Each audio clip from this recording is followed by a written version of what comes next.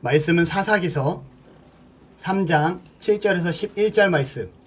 저와 여러분이 함께 한 목소리로 교독하여서 읽도록 하겠습니다. 시작. 이스라엘 자손이 여호와의 목전에 악을 행하여 자기들의 하나님 여호와를 잊어버리고 바알들과 아세라들을 섬긴지라. 여호와께서 이스라엘에게 진노하사 그들을 메소포다미아 왕 구산 리사다임의 손에 파셨으므로 이스라엘 자손이 구산 리사다임을 8년 동안 섬겼더니 이스라엘 자손이 여호와께 부르짖음에 여호와께서 이스라엘 자손을 위하여 한 구원자를 세워 그들을 구원하게 하시니 그는 곧 갈렙의 아우 그나스의 아들 온니엘이라. 여호와의 영이 그에게 임하셨으므로 그가 이스라엘의 사사가 되어 나가서 싸울 때에 여호와께서 메소포타미아 왕 구산 리사다임을 그의 손에 넘겨주심에 온니엘의 손이 구산 리사다임을 이기니라. 그 땅이 평온한 지 40년에 그나스의 아들 온니엘이 죽었더라. 아멘. 우리는 지난주에 하나님의 사랑이라는 제목으로 말씀을 나누었습니다. 기억나시나요? 네. 아멘. 우리가 범죄하여서 하나님의 진노 가운데 놓이긴다 할지라도 여전히 하나님이 우리를 진노 가운데 놓이는 것, 이것 또한 하나님은 우리를 사랑하시는 것이고 우리는 이 사랑을 통해 이 진노를 통해 다시금 우리가 서야 될 바른 위치에 서야 됩니다 라고 말씀을 드렸습니다. 더 나아가선 그 바른 위치에 서서 이미 하나님이 우리에게 부어주셨던 복을 누릴 수 있는 성도가 되시기 바랍니다 라는 말씀을 나누었습니다. 아멘. 지난주에 어떻게 한 주간 동안 이 말씀을 좀 기억하면서 살아가셨나요? 아니요. 우주야. 우주 기억하면서 사시는 어린아이가 돼야 돼요. 아멘. 여러분 말씀을 기억하면서 날마다 그 말씀을 머릿속에 되새기면서 살아갈 수 있는 은혜가 있기를 바랍니다. 여러분 제가 되게 좋아하는 취미생활이 있어요. 그저께인가요? 집 정리를 하면서 그걸 딱 보는 순간 내가 이걸 이렇게 좋아하는데 왜 안 하고 있지 최근에? 이런 생각이 좀 들더라고요. 뭐냐면 IC입니다. IC. IC가 뭐예요? IC는요 바로 라디오 컨트롤의 약자로 라디오 주파수를 통해서 조종기를 가지고 차나 비행기나 배 같은 걸 움직이는 걸 말을 해요. 신기하다. 다시 말하면요 이게 무선 조종 자동차라고 생각하면 좋을 것 같아요. 제가 이 RC카가 3대 정도가 있습니다. 근데 이 차를 가지고 조정을 하면 얼마나 재밌는지 몰라요. 빠른 차는요 정말 시속 막 200km 이상도 나가게끔 차를 튜닝을 할 수가 있어요. 엄청나게 빠르죠. 제가 가지고 있는 차는 시속 한 40km에서 50km 정도 나가는 평범한 차입니다. 근데 이제 이 차를 또 나름 튜닝을 해가지고 작년에는 아이들이랑 같이 북한산을 등반을 하죠. 등산을 할 수 있는 차로 변경을 한 거예요. 그래가지고 이 RC카를 가지고 산을 오릅니다. 건강과 재미를 함께 찾았던 그러한 제 취미생활인데 올해도 해야지 하면서 마음은 있는데 몸이 따라주지 않는 그런 상황이 있기는 합니다. 그런데 중요한 건 여러분 이 RC카의 재미난 거는 무엇이냐면 내가 이 차를 조정하는 대로 이 차가 움직인다라는 거예요. 제가 이 차를 잘못 조정하면 이 차는 잘못 가고요. 이 차를 제대로 조정하면 길을 따라서 제대로 가게 됩니다. 작년에 어떤 일이 있었냐면 제가 RC카를 막 조정하다가 성주가 차를 엄한 데로 몰고 야 그렇게 조정하면 안 돼 이러고 보다가 제 차를 조정을 잘못한 거예요. 그래서 제 차가 시궁창 밑으로 또 떼고 해서 저 바닥으로 떨어집니다. 그러니까 성주가 아빠 막 이럽니다. 괜찮아 안 망가질 거야. 그리고 제가 그 길을 막 내려가가지고 주워왔던 기억이 있는데 이 차는요 이처럼 제가 조종하는 대로 움직이게 된다라는 거죠. 근데 우리가 신앙생활 하는 데 있어서 우리의 신앙을 RC카처럼 오해하는 경우가 종종 발생되는 경우가 있습니다. 무엇이냐면 바로 하나님의 섭리와 자유의지라는 부분이에요. 우선 자유의지는 뭘까요? 자유의지는요 하나님이 피조물 된 우리에게 스스로 자유롭게 판단하고 스스로 알아서 움직일 수 있도록 허락해 주신 은혜입니다. 여러분이 교회 나옴에 있어서 어쩔 수 없이 하나님이 가라 했으니까 로봇처럼 나왔나요? 아니면 내가 일어나서 오늘은 거룩한 주일 하나님께 예배드리는 날이니까 나오셨나요? 뭐 어린 친구들은 부모님이 나오시니까 당연히 엄마 아빠 따라 나와서 나왔을 수도 있어요. 하지만 그 엄마 아빠의 순종하는 이 자세 그것 또한 우리가 자유롭게 나왔다라는 거죠. 여러분 그런데 섭리는 무엇이냐? 바로 하나님께서 세상의 주관자 되시는데 당신이 원하시는 뜻대로 이끌어가는 것을 섭리라고 그래요.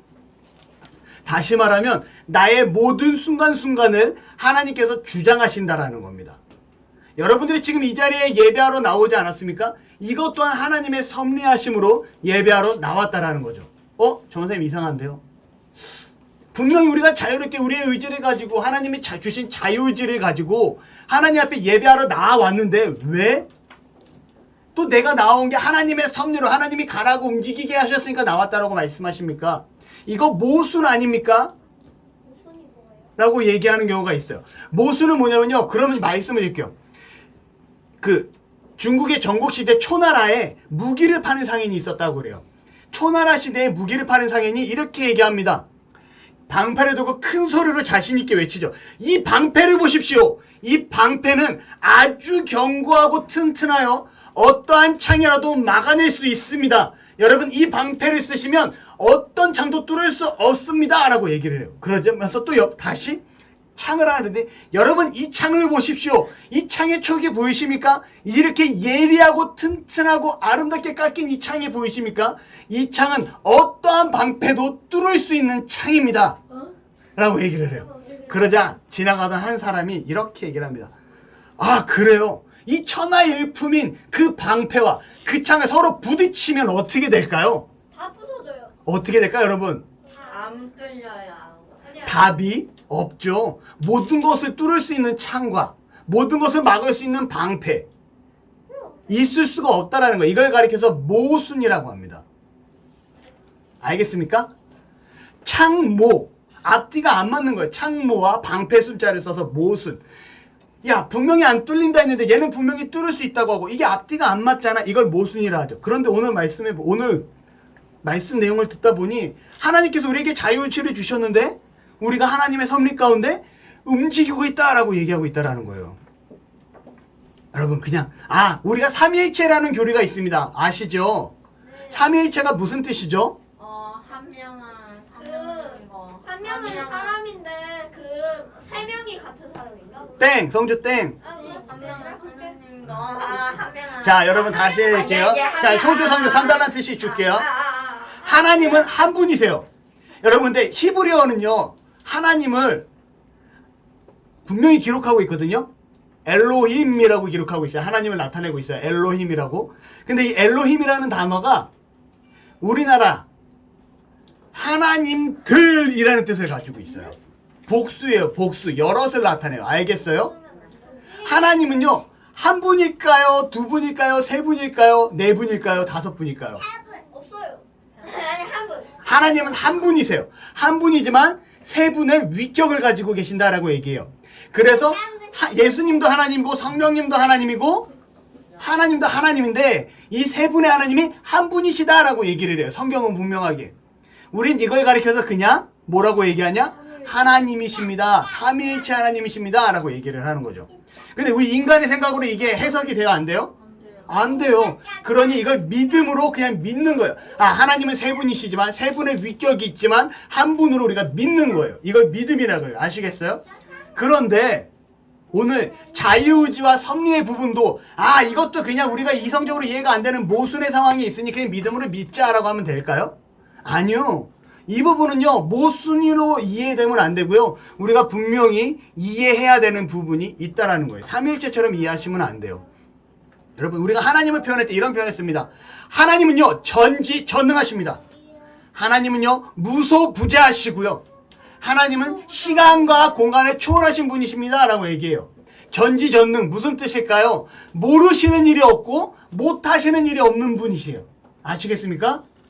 두 번째 무소부재. 하나님이 어디에도 없는 곳이 없다라는 거예요. 죄악이 관영한 곳에도 하나님이 계시고 의인이 있는 곳에도 하나님이 계시고 하나님은 언제 어디서든 어느 공간이든 함께 하신다라는 거죠. 더 나아가선 시간과 공간을 초월하신다고 그래요. 여러분 하나님은요 시간에 제약이 있을까요 없을까요? 없는 분이시라는 거죠. 우리는 시간에 제약이 있어요. 4차원의 세계에서 살아가고 있습니다. 그렇죠? 3차원인가요? 집에 4차원인가요? 3차원인가요? 네? 3차원이죠. 제가 잠깐 4차원적인 생각을 했어요. 우리는 3차원에 살아가고 있다라는 거죠. 그런데 하나님은 이 시간과 공간의 제약을 받지 않으신다라는 거예요. 베드로후서 3장 8절 한번 같이 보도록 할게요. 다 같이 한번 읽어보겠습니다. 시작. 사랑하는 자들아, 주께는 하루가 천년 같고 천년이 하루 같다는 이 한 가지를 잊지 말라. 베드로 사도가 뭐라고 얘기하냐면요, 하나님은 하루가 천년 같고 천년이 하루 같다는 이 한 가지를 잊지 말아라 라고 얘기하고 있다라는 거예요. 아멘. 하나님은 시간에 제약이 있을까요, 없을까요? 여러분 그거 한번 물어볼까요? 태초에 하나님이 천지를 창조하시니라. 이 부분에 대해서 우리가 7일 동안 6일 동안 세상을 창조하셨다고 했는데 이 6일이 정말 우리가 말하는 하루가 24시간일까요? 아니요. 아니면 어마어마한 시간일까요? 어마어마한 시간이요. 어마어마한 시간일 수도 있고 24시간일 수도 있는 거예요. 알겠죠? 누구는요, 해가 지고 해가 떠서 이거 하루로 나타나는 상징이지 이거를 무조건 24시간으로 나눠야 된다라고 하지 않아요. 아시겠습니까? 정말 24시간일 수도 있고 우리가 알지 못하는 엄청나게 긴 시간일 수도 있다는 사실을 기억하시기를 바라요. 아무튼 중요한 건 하나님의 시간에 제약을 받지 않는다라는 거죠. 여러분, 이런 시간에 제약을 받지 않는 그 하나님의 섭리에 대해서 먼저 한번 보고자 할게요. 제가 예전에 주일학교 설교할 때 이런 말을 씁니다. 여러분 지금 이곳에 나와 있음이 누구의 섭리로 나왔나요? 하나님의 섭리로 나왔죠. 아, 여러분 이게 있고 없고가 너무 다르네요. 너무 깨끗하네요, 이렇게 보니까. 아무튼 중요한 건 우리는 하나님의 섭리로 이 하나님 예배에 당에 나왔어요. 여러분이 먹고 잠자고 숨쉬고 화장실 가고 이 모든 것도 누구의 섭리일까요? 하나님의 섭리라는 거예요. 내가 하는 내 모든 것들이 누구의 섭리라고요? 하나님의 섭리라는 겁니다. 여러분들이 이곳에 와서 지금 예배하고 있는 것, 이것도 지금 하나님의 섭리고요. 우주가 지금 저기 그림책을 가지고 그림을 그리고 있는 것조차도 하나님의 섭리 안에서 움직이고 있다라는 거죠.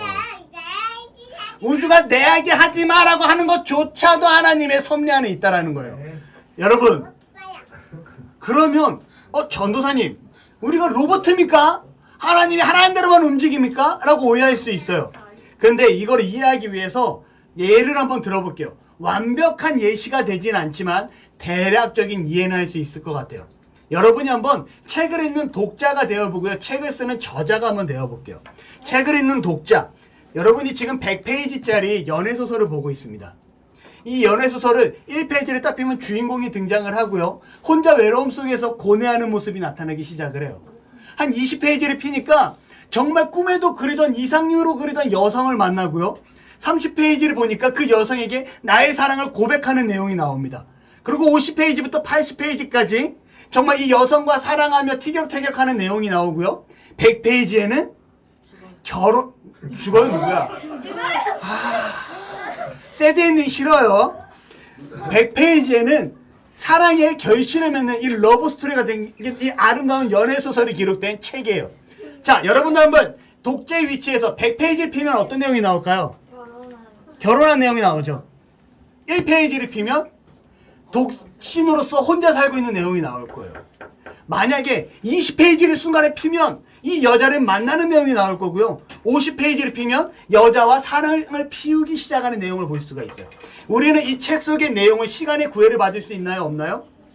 우리는 책의 내용은 시간의 구애를 받지 않아요. 언제든지 우리는 처음을 볼 수도 있고 언제든지 중간을 볼 수도 있고 언제든지 마지막을 볼 수도 있다라는 거죠.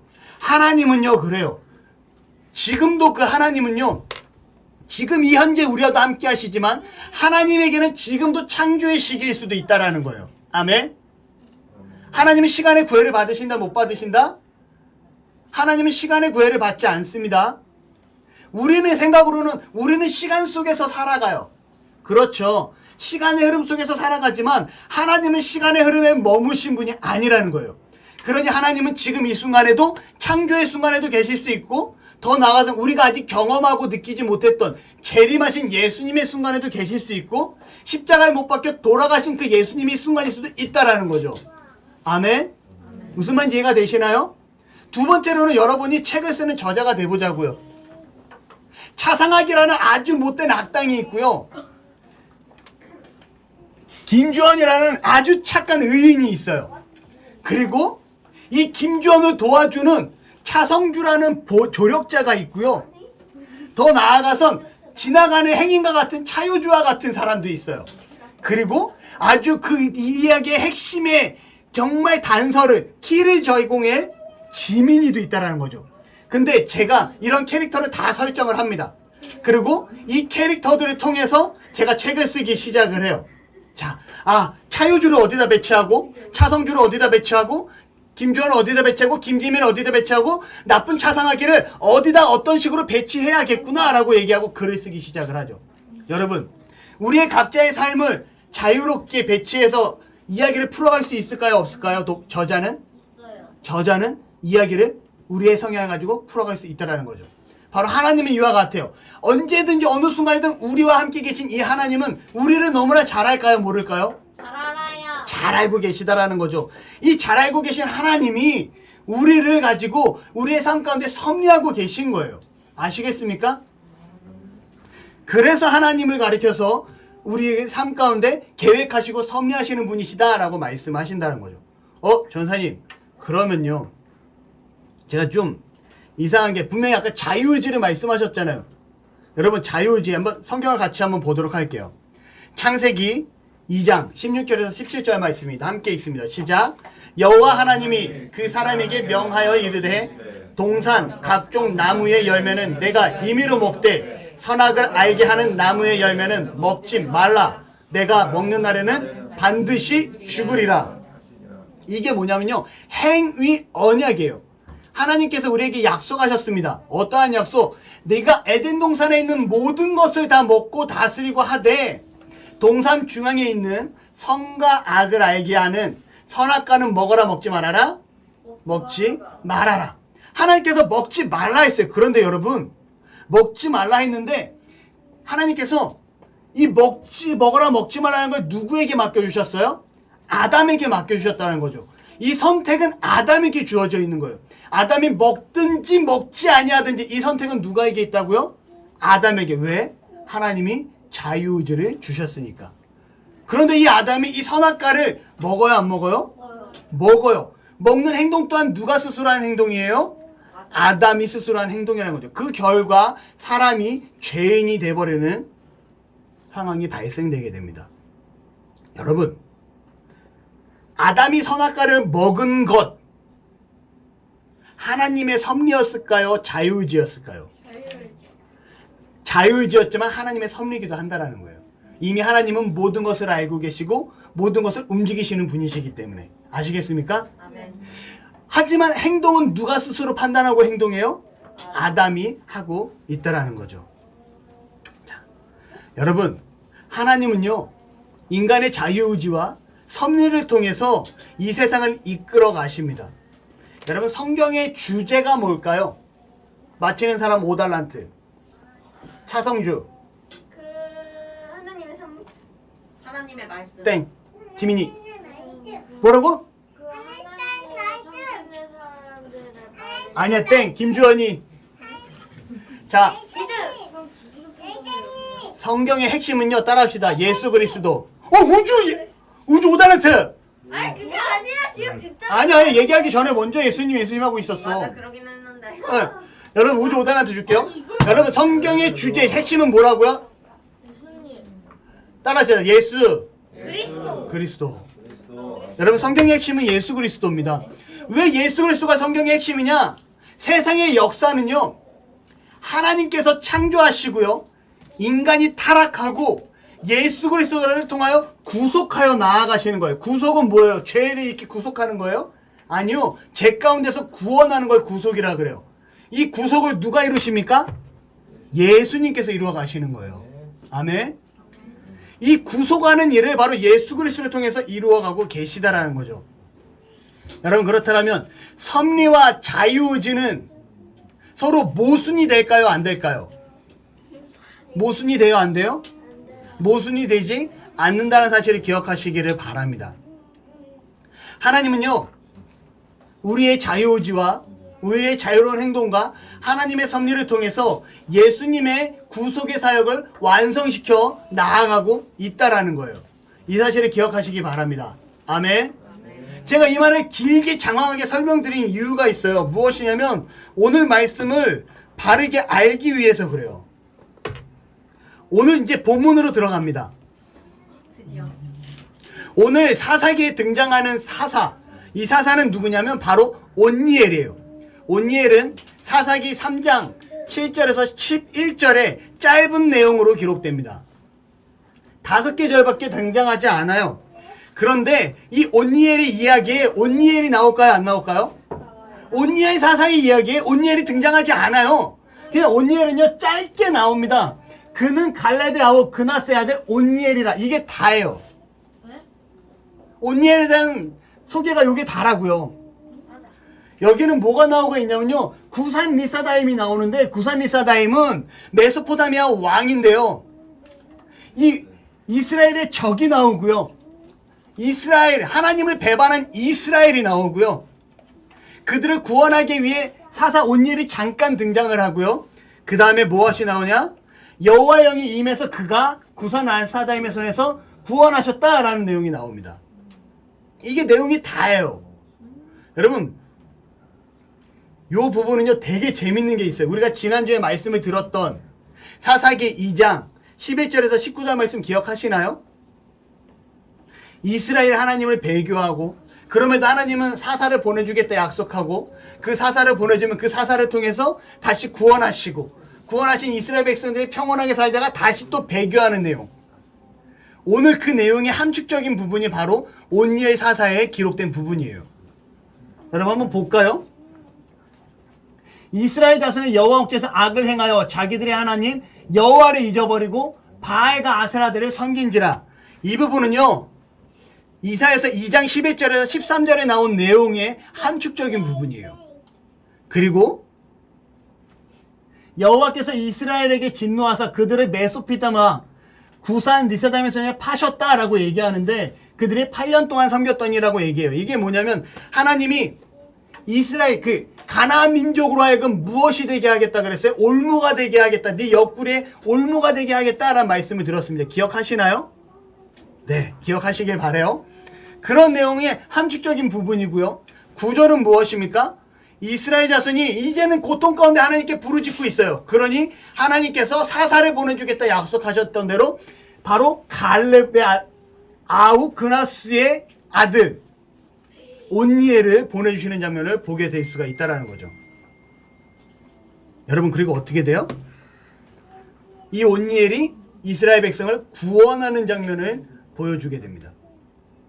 바로 이 내용은요, 오늘 본문의 말씀은 앞으로 등장하게 될 사사기의 수많은 사사들의 목차와 같아요. 목차가 뭔가요? 뭔가 이야기를 설명하는 거, 예를 들어서 순서죠. 이야기의 순서, 내용의 순서를 적어놓은 게 목차예요.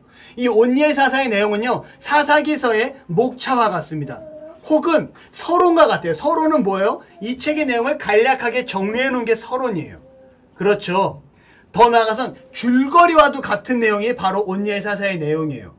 줄거리가 뭔가요? 하나의 내용을 짧게 정리해놓은 게 줄거리예요. 여러분, 이 내용을 가지고 오늘 말씀을 좀 보고자 하는데, 온니엘은요 어떠한 자였냐? 바로 구산 리사다임에 이기기 위해서 통치하에서 이스라엘을 구원하기 위해서 하나님께 선택된 사사였다라는 거예요. 그러면 한번 여러분, 구산 리사다임을 오늘 본문에 4번 등장합니다. 보통 한두 번이면 끝날 텐데 이 구산 리사다임이 4번씩이나 등장해요. 이 구산 리사다임의 이 리사다임이라는 뜻은 무엇이냐면 2번 괴롭게 하다라, 2번 악하게 하다라는 뜻을 가지고 있어요. 다시 말하면 리사다임이라는 이 왕이 이스라엘 백성들로 하여금 어마어마하게 힘들게 하였다라는 거예요. 이 리사다임이 진짜 그의 이름이 리사다임인지, 아니면 이스라엘 백성들이 느끼기에 너무나 힘들게 하니까 그를 기록하는 데 있어서 리사다임이라고 기록했는지 모르겠어요. 하지만 중요한 건 이스라엘 백성들이 성경이 기록될 당시에 그를 구산 리사다임이라 불렀다고 되어 있고요. 구산 리사다임은 2번 괴롭게 하다라는 뜻을 가지고 있다는 거예요. 이스라엘을 8년 동안 통치하는 가운데 구산 리사다임이 어마어마하게 이스라엘 백성들을 괴롭게 합니다. 여러분, 근데 한번 생각해 보자고요. 여기 뭐라고 써있냐면요. 여호와께서 이스라엘에게 진노하사 그들을 메소포타미아 왕 구산 리세다임의 손에 파셨으므로. 누가 이렇게 하신 거예요? 누가 이렇게 하셨나요? 하나님께서 하신 거예요. 하나님께서 이스라엘 백성들을 죄 가운데 바로 여호와를 잊어버리고 바알들과 아세라들을 섬긴지라 이 죄 가운데 머물러 있는 이스라엘 백성들이 다시금 하나님 앞에 돌아오게 하시기 위해 하나님의 백성이 아닌 이방의 왕을 들어서 이스라엘 백성을 괴롭게 하고 계시다는 거예요. 누구의 섭리인가요? 누구의 섭리죠? 하나님의 섭리라는 거예요. 구산 리사다임이 이스라엘 백성을 2배나 더 괴롭게 한 건 리사다임 왕의 자유의지인 거예요. 그가 이스라엘 백성을 괴롭게 합니다. 하지만 그를 들어서 그렇게 행하게 한 게 누구시다? 그의 성향을 그대로 옮겨와서 하나님께서 이스라엘 백성을 위해 진노하셨고 그들을 고통받게 하셨다라는 거예요. 아멘. 그렇게 하자 어떠한 일이 발생됩니까? 9절에 이스라엘 자손이 여호와께 부르짖으매라고 얘기해요. 부르짖으매.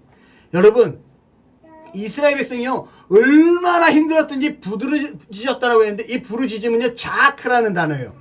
자크는 뭐냐? 힘을 다해서 외치다 라는 뜻을 갖고 있어요. 여러분 정말 힘을 다해서 외쳐본 적이 있나요? 얼마나 고통스러운지 이 리사다임 왕의 통치가 얼마나 괴로운지 그 이스라엘 백성들이 하나님 여기서 벗어나기를 원합니다 라고 간절히 기도하고 부르짖으며 외치고 있다라는 거예요. 누가 하게 하셨나요? 하나님께서 이스라엘 백성들을 섭리하사 그들이 고통 가운데서 부르짖을 수 있는 은혜를 허락해 주셨다는 거예요. 이 또한 하나님의 섭리임을 기억하시기를 바랍니다. 아멘. 그러자 하나님께서 이제는 누구를 준비해 주시냐? 갈렙의 동생인 그나스의 아들 온니엘을 허락해 주시는데요. 여러분 이 온니엘을요 여호수아서 15장에 보면 나와요. 여호수아서 15장에 온니엘이 어떻게 등장을 하냐면 갈렙이 여호수아로부터 땅을 받습니다. 그리고 그 땅을 헤브론과 드빌을 정복하기 시작을 해요. 여호수아로부터 그래 너는 이제 헤브론과 드빌에 가서 네 땅을 삼고 정복해서 가져가 여호수아가 얘기하고 갈렙이 여호수아의 말대로 이제 헤브론과 드빌을 정복하는데 이렇게 얘기합니다. 드빌, 기라세벨이라고도 얘기하거든요. 이 기라세벨, 드빌을 정복하는 자에게는 내 딸 악사를 주겠노라 라고 얘기하죠. 이때 누가 나서냐면요. 오늘 사사 누구? 온니엘이 나타나요. 온니엘이 나가서 드빌을 점령합니다. 그리고 갈렙의 딸 악사를 아내로 맞이하게 되죠. 여기서 등장을 해요. 온니엘이. 여러분 온니엘은 어떤 사람입니까? 이미 사사가 되기 이전부터 그는 용사였던 자예요. 온니엘은요 사사가 되기 이전부터 그 땅을 정복하고 갈렙으로부터 그 아내를 받을 정도로 이미 인정받던 사람이었다라는 겁니다. 이 온니엘을 준비시키셨고 이 온니엘이 사사가 될 수 있게끔 하신 분 또한 누구의 섭리인가요? 하나님의 섭리라는 거죠. 아멘. 여러분 그리고 온니엘이 리사다임과의 싸움에서 그를 이기게 되고요. 온니엘이 있던 그 40년 동안 이스라엘 땅이 평온하였다라고 성경은 기록합니다. 여러분이 하나님 나라는요 여전히 하나님의 섭리 가운데 확장되어져 가고 있음을 기억하시기를 바라요. 그 하나님 나라의 확장은 여전히 죄인들을 구원하시기 위한 하나님의 계획 가운데 있음을 기억하시기 바랍니다. 여러분이 구산 리사다임과 같은 위치에서 하나님의 구속을 위한 하나님의 섭리의 도구가 되기를 바라십니까? 아니면 온니엘과 같은 위치에서 하나님 앞에 준비된 자로 도구가 되기를 바라십니까? 저는 여러분이 하나님 앞에 온니엘과 같이 하나님 앞에 준비된 자로 쓰임받는 은혜가 있기를 소원합니다. 결론을 내릴게요. 하나님은요 여전히 세상의 주관자 되시고 여전히 지금도 일하고 계심을 기억하시기 바랍니다. 온니엘은 준비된 자였고요. 그는 이스라엘이 고통 속에서 부르짖을 때 하나님의 섭리 가운데 하나님의 부르심을 받아 이스라엘의 사사가 된 자였습니다. 그는 이스라엘의 사사가 돼서 이스라엘을 죄에서 일깨우는데 구산 리사다임의 통치에서 벗어나게 하는데 큰 일을 감당하게 되고요. 이 또한 하나님의 섭리 가운데 쓰임받는 온니엘의 모습임을 알 수 있다는 거죠. 하지만 하나님의 섭리 가운데 쓰임받는 온니엘이었지만 이 판단과 행동은 누가 했을까요? 바로 자유의지를 가지고 있는 온니엘이 했음을 기억하시기를 바라요. 여러분, 우리가 살아가는 데 있어서 분명히 많은 어려움과 힘듦과 다양한 사건들과 죄에 빠질 일과 기쁜 일, 나쁜 일, 어마어마한 사건과 연속들이 우리의 삶 가운데 다가오고 있어요. 그 가운데 정말 온니엘과 같이 하나님 앞에 준비된 자로 쓰임받을 수 있는, 하나님 앞에 바른 방향으로 쓰여서 나아갈 수 있는 은혜가 있기를 바랍니다. 아멘. 기도하겠습니다. 할렐루야. 사랑의 하나님, 참으로 감사합니다. 사사 온니엘을 통해서 우리의 삶 가운데 섭리하시고 주장하시는 하나님을 보며, 또한 우리가 하나님이 주신 이 자유의지를 가지고 이 땅을 살아가는 하나님의 사람임을 말씀을 통해 깨닫습니다. 하나님, 우리가 하나님의 사람답게 말씀을 기준으로 살게 하시고, 하나님 그 뜻대로 살게 하시고, 하나님 중심으로 살게 하사, 정말 우리에게 어떠한 상황이 오든지 간에 하나님의 섭리하심을 통하여 하나님 앞에 귀하게 쓰임받을 수 있는 하나님의 사람이 되어질 수 있도록 도우시고 함께하여 주옵소서. 감사합니다. 사랑합니다. 예수님의 이름으로 기도드립니다. 아멘.